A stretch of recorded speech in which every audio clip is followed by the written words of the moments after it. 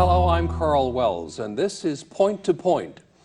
My guest today was the 37th Moderator of the United Church of Canada, the Very Reverend Dr. Marion Pardy. She grew up in Gander, Newfoundland, where some might say she received her calling. At a very early age, she was a member of many youth groups at Fraser Road United Church, and it's there that she took to heart the golden rule and the message to serve God and do His work in our broken world. Welcome, Marion. Thank you, Karl. Thank you. You grew up in Gander in the 50s at a time when Gander really was the crossroads of the world. I mean, everybody came to Gander because this was before transatlantic flight. They had to stop to refuel. So it must have been a very diverse place. You must have seen people of all nationalities in Gander. Was it an exciting place to grow up in? Yeah, it was indeed. In fact, one of our favorite pastimes as children, well, not only as children, in fact, adults as well, was going to the airport on Sunday afternoon and watching the diversity of people, diversity in color, diversity in dress. And that always was like a very exciting outing. In addition, I'm the daughter of a railroader, so we had the trains going in front of our house, freight trains and passenger trains, day and night. And in fact, another activity that some of us, when we were permitted to stay up for the late train, was to, again, go to the train station and just watch the people. Yeah. So it was an energetic place and quite a lively place in the 50s for me and for most of us. You mentioned your dad. He was a railroader. Were your parents spiritual people? Well, they were spiritual people, but during my growing up days, neither my mother or father attended church on Sunday mornings. Oh, my mother's favorite time to go to church was the watch night service, which was about the lowest attendance during the year, but somehow she liked the New Year's Eve watch night service. My father... That's when a lot of people go to church these days, is at Christmas time. Yeah. My father was a little more regular, but church was something that I wanted to attend. Not so much the Sunday worship, although that too, Sunday and evening worship and Sunday school in the afternoon, but mostly the midweek groups. And it was indeed quite significant in my life, yeah. I heard that you were an avid reader as a little girl, that you read 3 books a week. Now, why 3 books? And what kind of books did you like to read? Well, 3 books, because that was the maximum that we could borrow from the library in a week. Okay. There was a limit. We didn't have books in our home. The only book that I remember was Uncle Arthur's bedtime stories. Each of us, each child, seemed to have a copy. I think there were 5 of them. And that was about the only book that I remember in the home. So I would go to the library, which was on my way home from school, and borrow 3 books a week. And they were kind of the typical books that children read. I enjoyed the Nancy Drew mysteries, the Hardy Boy mysteries, even when I can borrow those from my brother.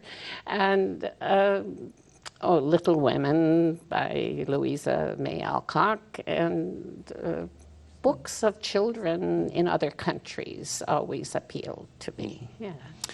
Now, you mentioned your parents weren't great churchgoers, but you got interested in going to church, and Fraser Road United Church in Gander had a fairly big impact on your life. How did it help you evolve as a person?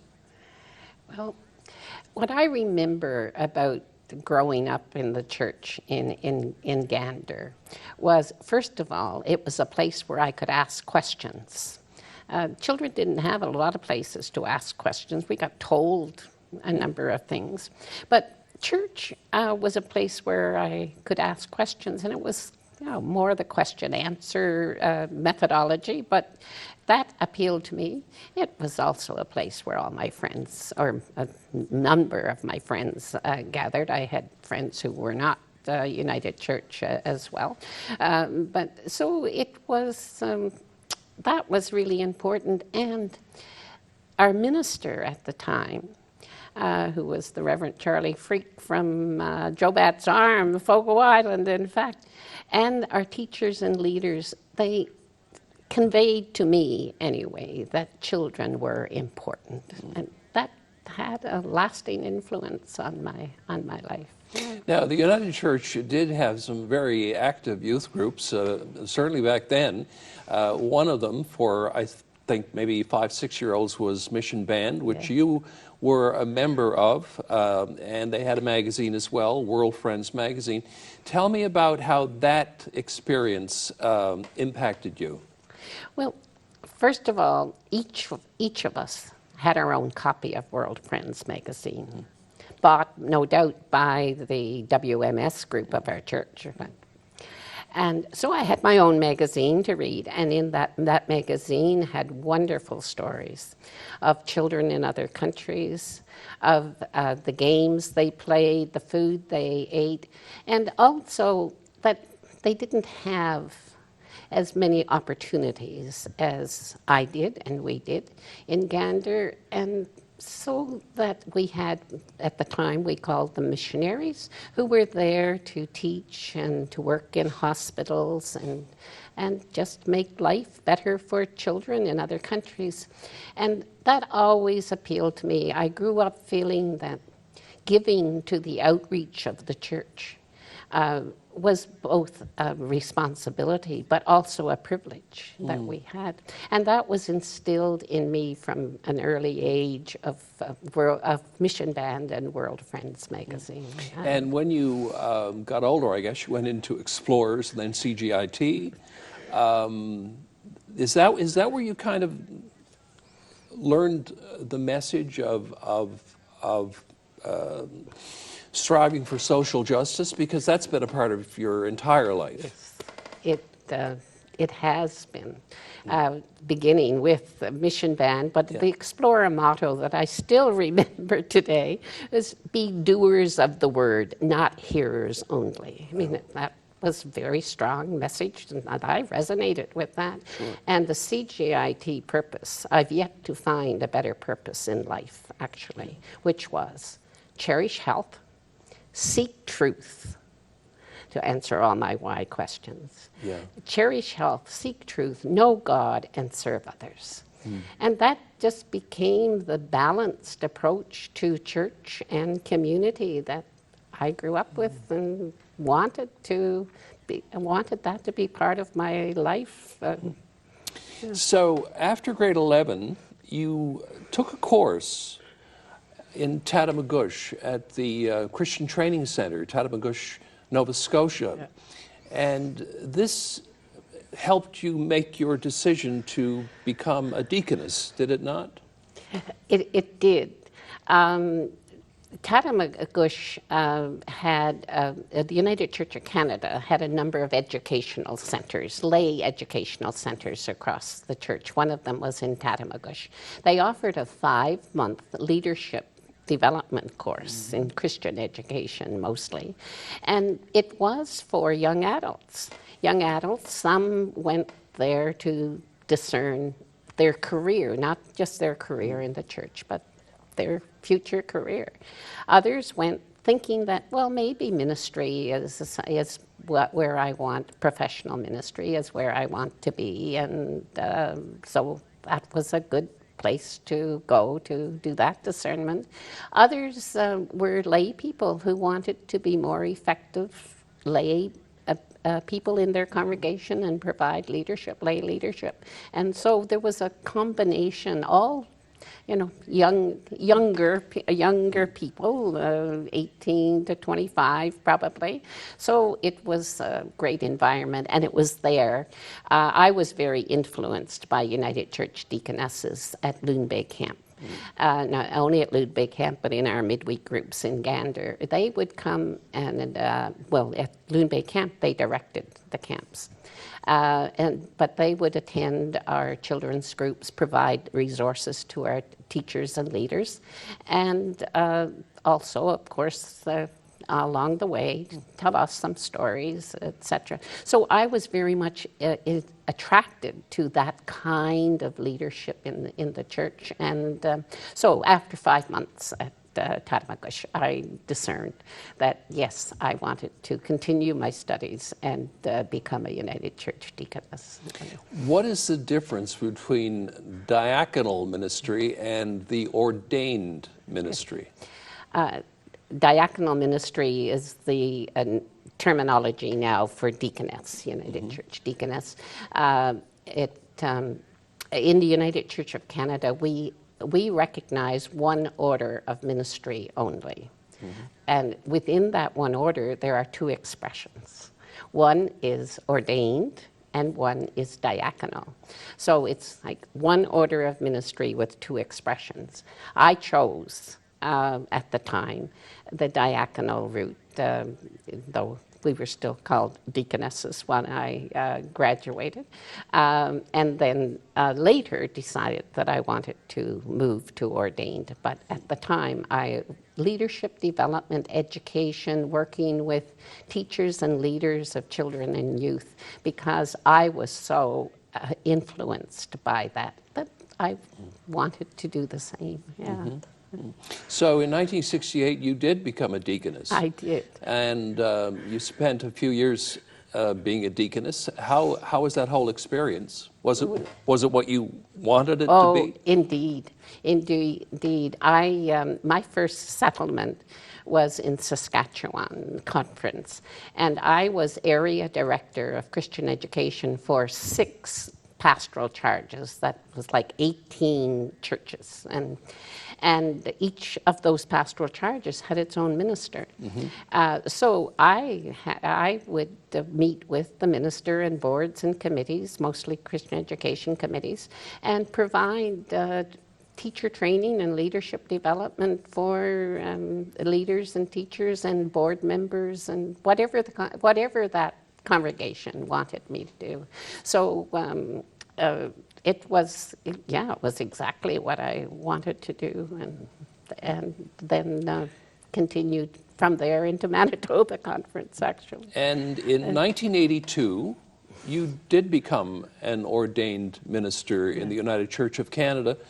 What made you make that decision ultimately? Well, ultimately, what I found myself doing was that my interest in the church was broader than that of the diaconal minister. I was involved in worship and preaching. I was involved in working with boards and the pastoral care and outreach and all of those things. But I became aware that my interests, my involvement and my interests was much broader. So, and I also got the academic bug at the time. I loved studying. So while I was working, I did a BA honors, and I took a year off to do the academics for my MA, and then did my thesis while I was working. So it was a combination of all of that, and I decided, yes, I would choose the ordained ministry. So then I was ordained in 1982. Was your PhD in theology, or what was your PhD? Later, actually, I was working at the Gower Street United Church as senior minister when I did my Doctor of Ministry at Boston University, and it was in theology. What I wanted to do was to look at the relationship of what we were learning at theological school in biblical education and theology, and how that could be more authentic and credible for members of the congregation. So I was trying to do a marriage between congregational education and theological education. So you were ordained in Hamilton, Ontario. Did you have a charge in Ontario after that? Did you stay there for any length of time? It was after I was ordained, I did take a year off to do the academics for my MA degree. Okay. And that was in the humanities, and so a lot of religious studies courses, but a lot of philosophy courses, which I really enjoyed, because that's where I could really get away with asking why. And so I took a year off, and interestingly, after I was ordained, I did, my position was with the National Church in ministry with children. So it was using my educational training as a diaconal minister, and using that in ministry with children, and then from there moved to Newfoundland Labrador Conference Provincial Office, where I did program and leadership development. But I did it as an ordained minister, so I could bring my educational training from the diaconal minister and my social justice passion easily into ordained ministry. Yeah. And in 1990, you became the principal minister at Gower Street United Church. And that must have been something for you, because Gower Street United Church, and you'll have to explain this, is a significant church in the United Church of Canada here, because they call it the Mother Church. Why is that? Well, it was the first Methodist church in St. John's, and from there, then other United churches were established. So that's why it had got the terminology of Mother Church. Right. What were some of the things that you tried to accomplish while you were at Gower Street United Church? And I know a United Church minister is not only responsible for the 11 o'clock service on Sunday morning. There's a lot involved in being the minister of a church like that. Well, what appealed to me when I met with the search committee at Gower, and I didn't initially apply. I was, in fact, when Bruce Gregerson was leaving, Bruce was very involved in the conference, and a small group of us would get together and say, who could we recommend to the search committee at Gower Street United Church to, provide the kind of leadership, and Bruce was providing. And so one day someone said to me, Marion, you should be the senior minister at Gower Street. And I looked at them and said, yes, and the Pope should be a woman as well. So I had no intention. Anyway, shortly after that, the search committee called and asked if I would apply, and the rest is history. So what appealed to me was Gower had just developed Plan 2000, a new vision for the church, Gower Street United Church, in the year 1990, which would take us 10 years to Plan 2000.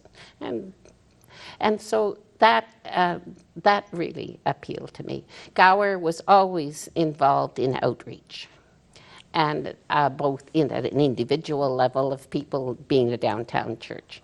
And also, at that time, the school lunch program began out of Gower, in fact. So all of that really appealed to me. And so by that time, I had the interest in worship and preaching and working, well, of course, always working with boards and committees. So I really I felt that then the call to be the senior minister at Gower and help the board and congregations implement their vision. And by the time that period ended, that 10-year period you mentioned, you became the moderator of the United Church of Canada, responsible for the flock from Victoria, British Columbia to St. John's, Newfoundland.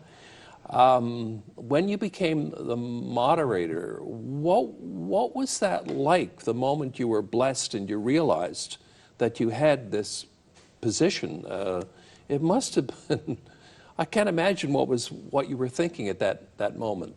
Well, obviously, I wanted to be moderator. I wouldn't have let my name stand for nomination. At the same time, there were 9 of us nominees, and I also very much enjoyed my ministry at Gower Street United Church. So I was very much reconciled to the fact that I wasn't going to be moderator. In fact, I left Gower with my office as messy as it always was.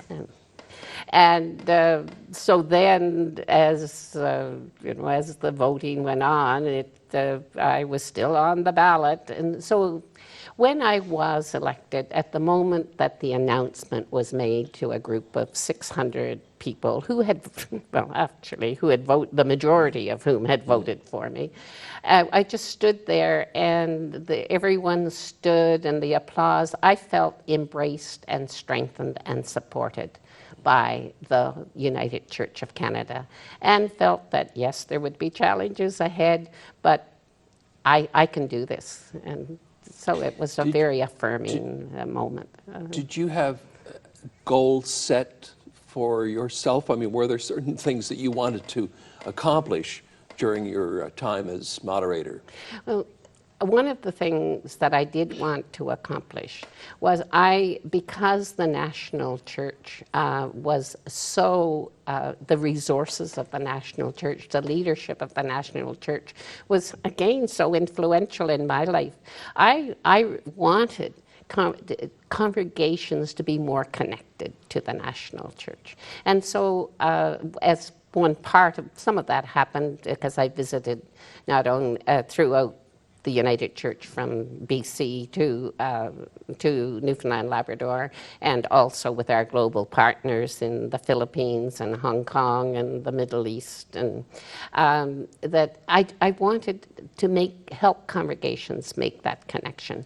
So one of the things I did when I did a global visit to the Philippines with the help of the Observer, United Church Observer, and the global staff, was we did a Bible study called Island Journeys from Newfoundland to the Philippines. And the whole purpose of that was to be an educational resource for congregations.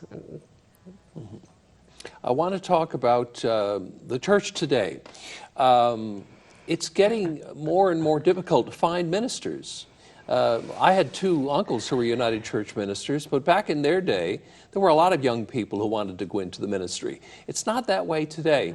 Is this a looming, or is it an existential problem for the United Church of Canada?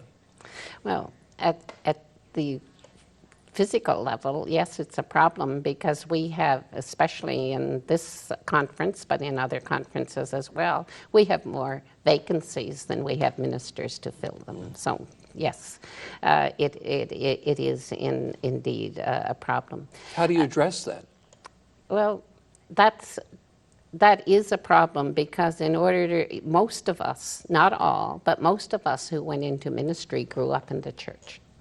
So we don't have the young people. We have declining membership. We don't have young people in the church the way that we had them in the 50s. Not as many people are going to church as used to. Are there any plans to try to fix this problem, or?